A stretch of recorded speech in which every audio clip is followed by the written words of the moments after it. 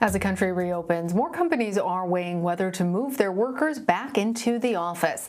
A new piece in the Harvard Business Review suggests commuting to work might actually be good for you. Its authors explain commutes are part of our daily rituals and natural human behavior, which can be beneficial both for our mind and our body. James Bailey co-authored that article, and he joins me now. He's the Hochberg Professor of Leadership at George Washington University School of Business. Professor Bailey, thanks for being here. So, as a ritual, what are the benefits of commuting to work? Well, rituals are something that have been established through all history, right? Whether the church or the synagogue or saying the Pledge of Allegiance in school or any kind of preparation. And so we tend to think that in general, and there's a large literature on there, rituals are just good. They're a pattern. They're something we repeat. And so they're comforting to us, and they become part of a stability in our day when the rest of our day might be unpredictable. So that's one of the things that commutes do for us in terms of providing structure and predictability to our days. So how has not commuting to work impacted people's mental health over the last year? It's hard to tell. There aren't a lot of studies pinpointing this yet. This, by the way, is from the perspective of a management business school. The results of COVID returning to work are going to be the subject of studies for many, many decades. But nothing has actually pinpointed this. However, we know generally that, for example, suicide rates are up, domestic abuse is up, violent crime is up, and there is no indication that people are reporting to be more satisfied with their work. And so you would think if working from home was such a great thing, then why hasn't there been any sort of detectable or demonstrable effect on their reporting of work satisfaction? Well, one of the things that you talk about is sort of the shared experience of work and in discussing commuting. Talk to us about what we've been missing, why working from home isn't a shared experience. Yeah. Well, I got to tell you, how many times have you found yourself after work, you're gathering around the classic proverbial water cooler, and you talked about the traffic? That was something that was just part of what your experience was that day, and it helped you to bond with the other people that day. Now, there were other things that were shared in terms of maybe what you were listening to on the radio, what you heard on podcasts that other people do. You talked about what shows you're binging, and you don't do that via Zoom, right? Zoom is in and out. It tends to be business-oriented versus that social time at work that allowed us to identify those shared experiences, which creates collegiality, which creates collaboration, which creates performance.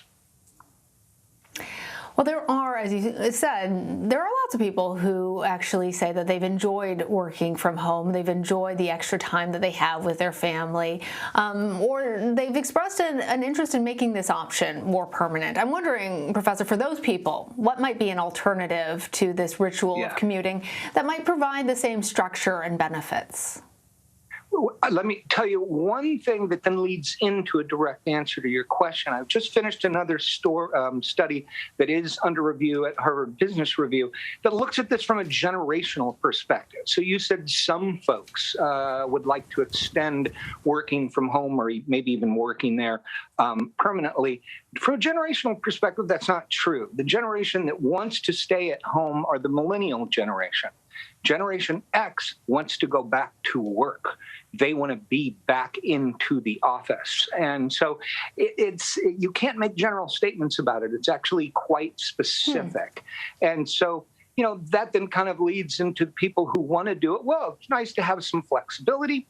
It would be pleasant to be able to work from home every once in a while, but this isn't new. We've been moving this way for a long time where you could work at home on Fridays or you had flex hours and things like that. And that was going to continue to move anyway. It'll be accelerated now. One of the things is going to be, does it affect performance positively or not working at home? And we don't know the answer to that. Professor Bailey, then it's so interesting that you brought up the difference between the generations. Why is that? Why is Generation X so eager to get back into a physical office place? And the younger generation feels really comfortable working in their slippers. I got to tell you, the data is absolutely wonderful, and I shouldn't be talking about a study that's not been published, but it will be published someplace, I promise you. If you think about millennials, they're the first generation that have been raised with full force social media as an integral part of their life, right? This is how they've made friends. This is how they've kept friends. This is how they've kept in touch with people. This is how they've accessed information. So to them, this life, this experience of working at home is actually fairly consistent with what they've done their whole life, right? They have not been present with their friends. That's why we call it social media, right?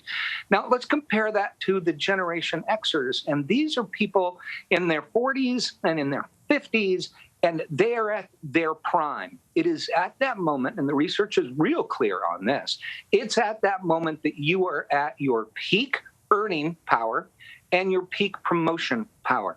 You don't get promotions through Zoom.